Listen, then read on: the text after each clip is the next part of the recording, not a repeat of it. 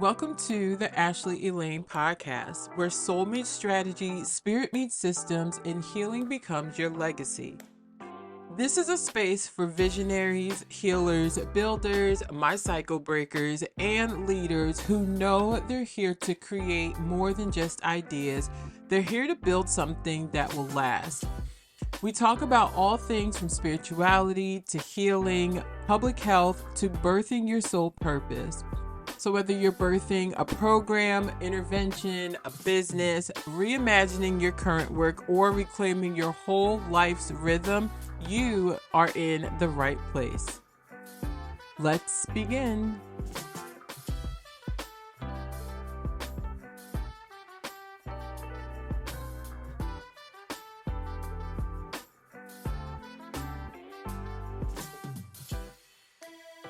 What's up, everybody? Welcome back to the Ashleie Elaine podcast. My name is Love Ashleie Elaine, and I am here to be your guide, your favorite pink sheep, all of the things. This episode, we are talking about how your story imprints others. I think that's something that we're not aware of, and we don't become aware of it until somebody else's story imprints us, good, bad, or indifferent. So, prepare your hearts, prepare your minds, get your tea, get your coffee, get comfy, get your notebook, all of the things as we dive into this episode.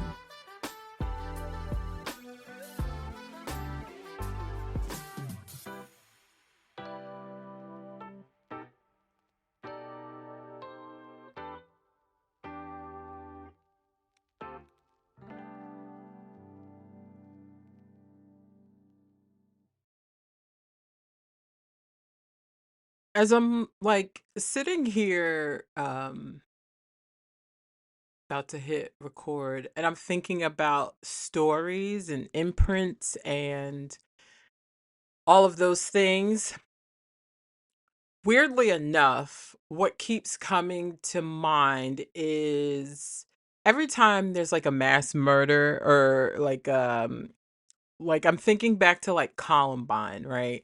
And how the intention that those two boys set to do what they did was legacy, right? They wanted to be known for the the greatest mass shooting in a high school setting and whatever else like prompted them to do that. But there's always legacy when someone, like what we've seen in the media, when someone wants to leave their name behind, it's done in a negative way. Like it harms a lot of people. But that's not the only thing that we've witnessed. We see people who do such great work in the world, and their intention isn't to leave a legacy, but the work that they're doing is leaving a legacy. So there could be intention to do the work and leave that legacy, but I don't think that it's very much I'm doing this to leave a legacy, right? It's just their heart and their work and their enthusiasm and empathy for what it is that they are called and cultivated to do leaves that legacy.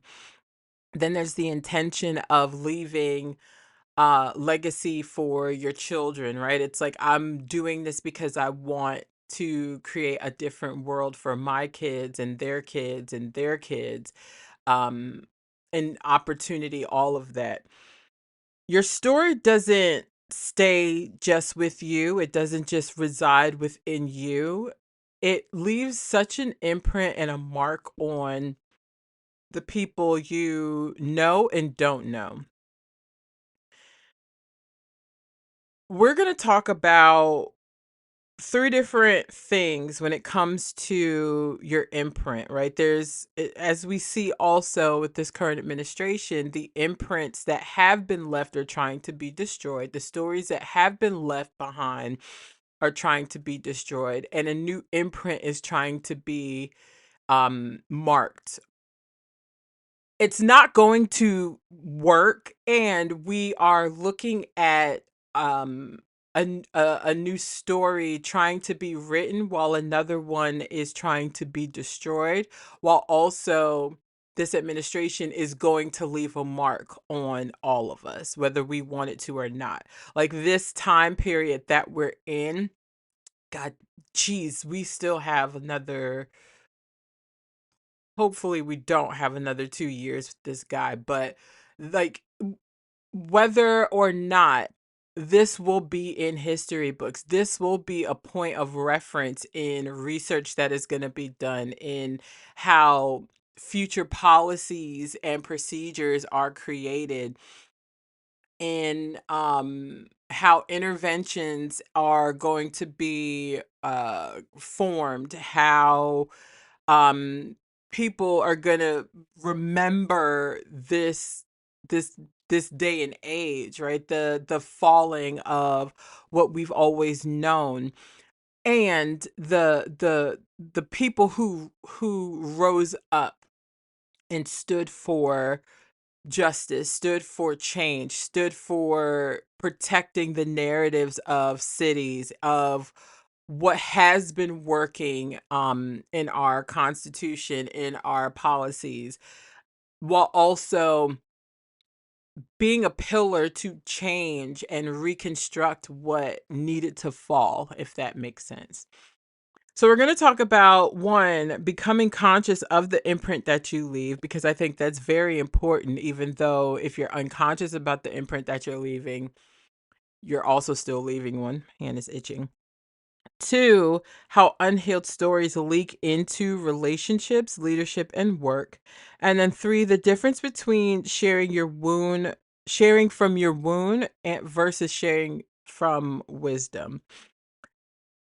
I think it's really important that we are conscious of how we show up, especially in leadership. These are probably all going to just bleed together, but those are the points that I'm coming from. So if they all bleed together, this isn't going to be like a and one. This is that. Like those are just the points. So these are going to bleed together. When we're stepping into leadership, which are like, this is for all my program leaders, creators, entrepreneurs, all of that. When we're stepping into leadership, we have to be very aware of how we show up.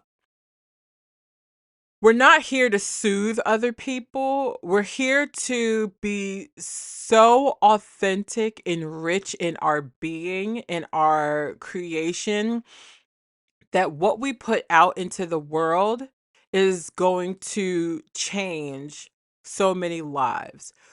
It's not about our lives being changed from what we put out. It's about what change are we doing for ourselves? What healing are we doing for ourselves that is going to impact our teams, the people that we're meant to service, and other leaders, other entrepreneurs, other creators.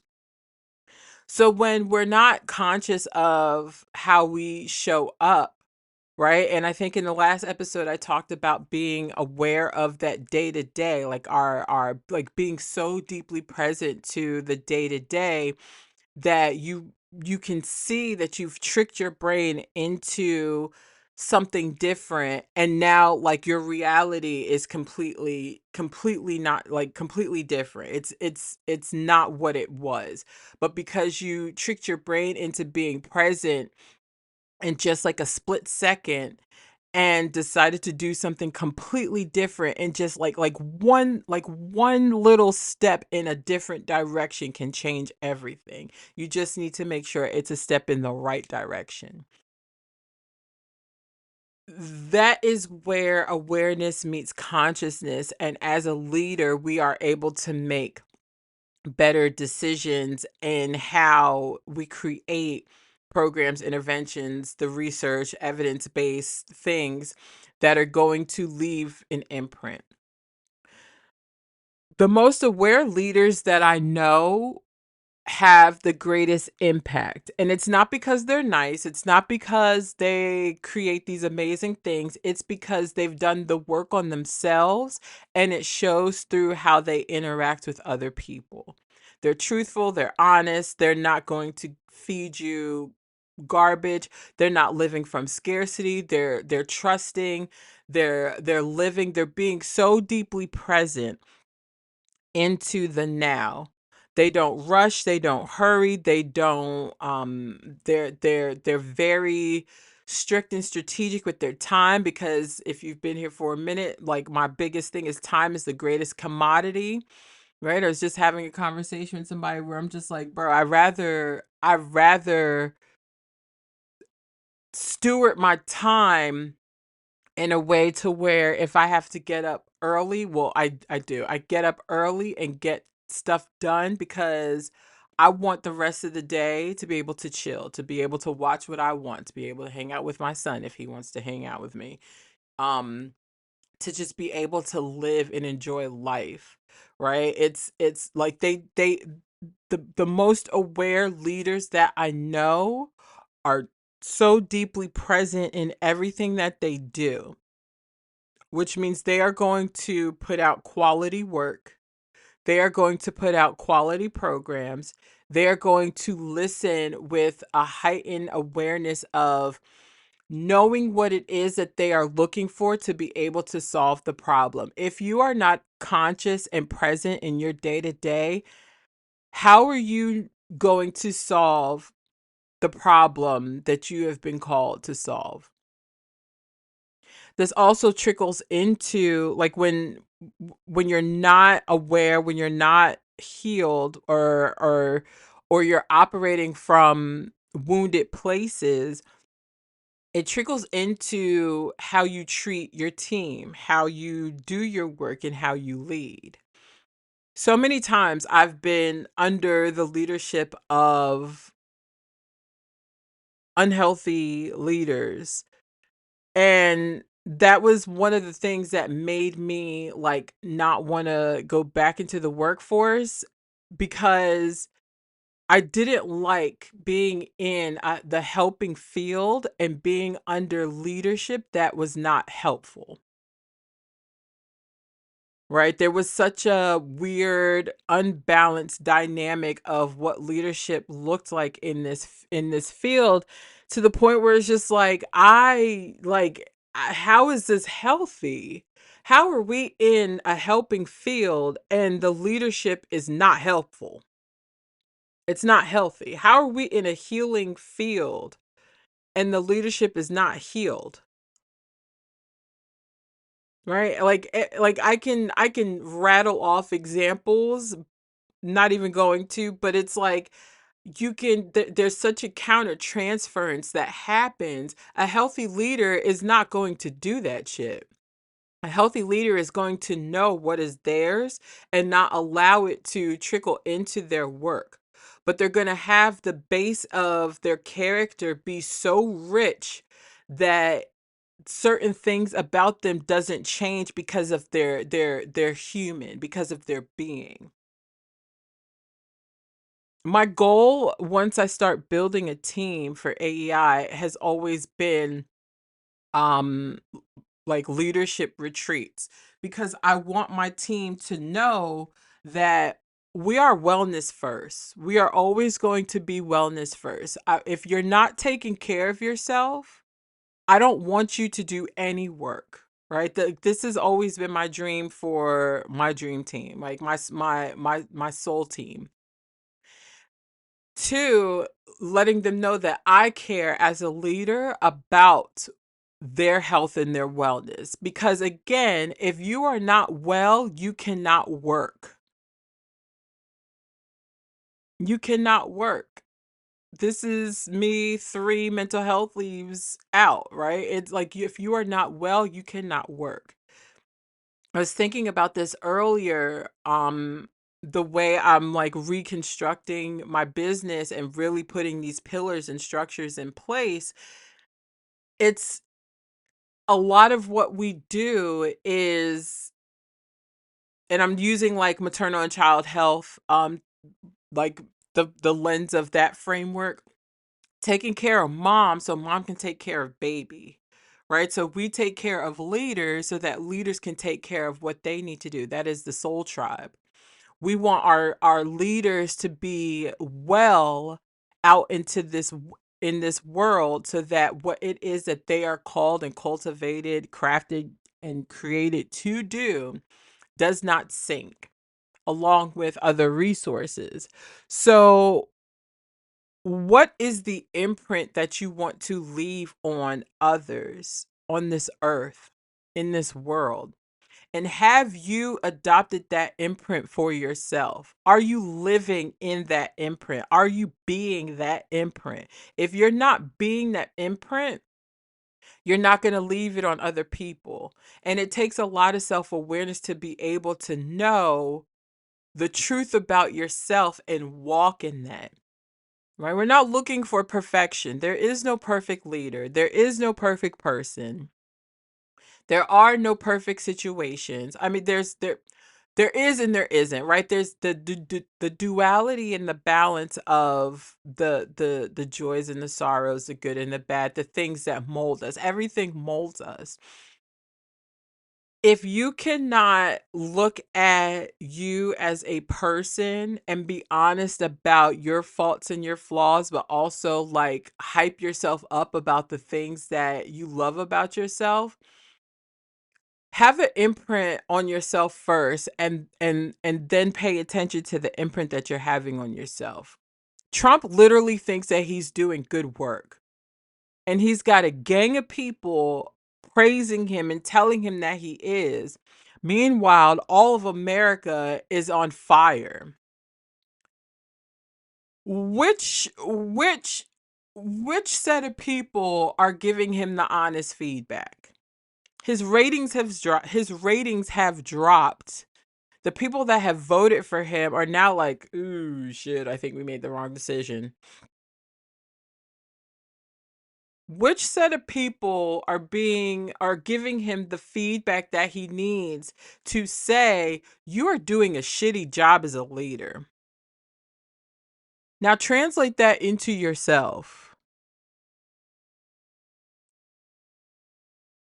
Do you have the right people around you to tell you, hey, sis, bro, this isn't like, what are you doing? But are you willing to hear them also? Because again, this is why self-development is so important. Like your healing is so important because when you're called to be a leader, you are constantly in a state of healing. You are constantly in a state of being aware of self because you have to make sound decisions, not from your emotions, not from your wound, but from your wisdom. So, as a leader, your job is to take care of you so that you can lead people well and lead them from the things that you've learned, not the things that have burned you.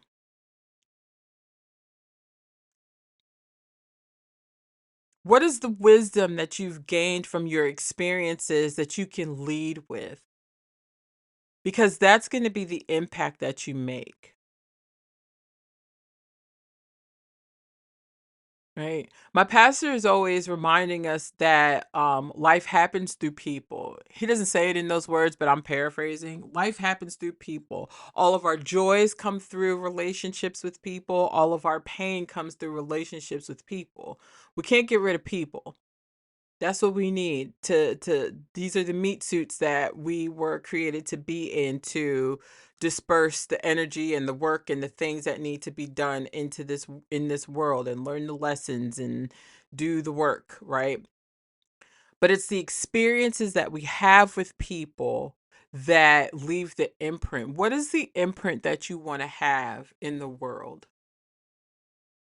And how can you and where can you dive a little deeper into the truth of where you need to expose self to self to do more healing work? And again, let's remember healing is not linear.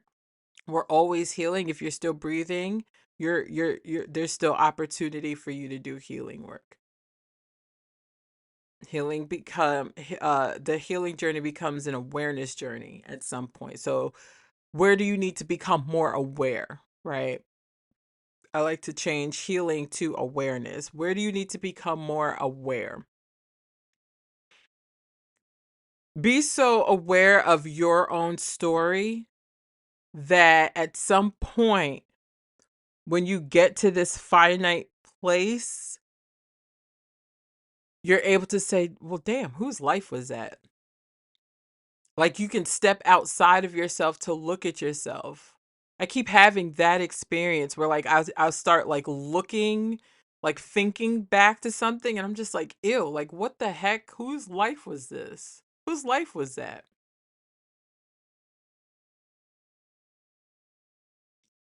Whose life was that? If you're not aware of your own story, you will damage other people. If you are not aware of your own character flaws and lack of morals and values and how you present yourself to the world, how you show up, what you are, like all of these things, you will continue to damage yourself and then harm other people.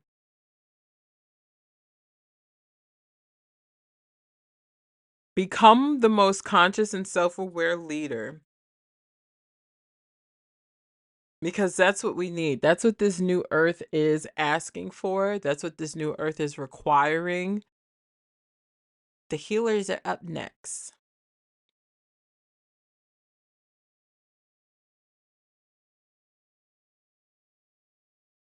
When you share your story, share it from the place of wisdom. I still do enjoy like the very raw emotions that come with storytelling, but that is a very sacred place. That is a very sacred stage to be in, and I don't believe that that's for everybody.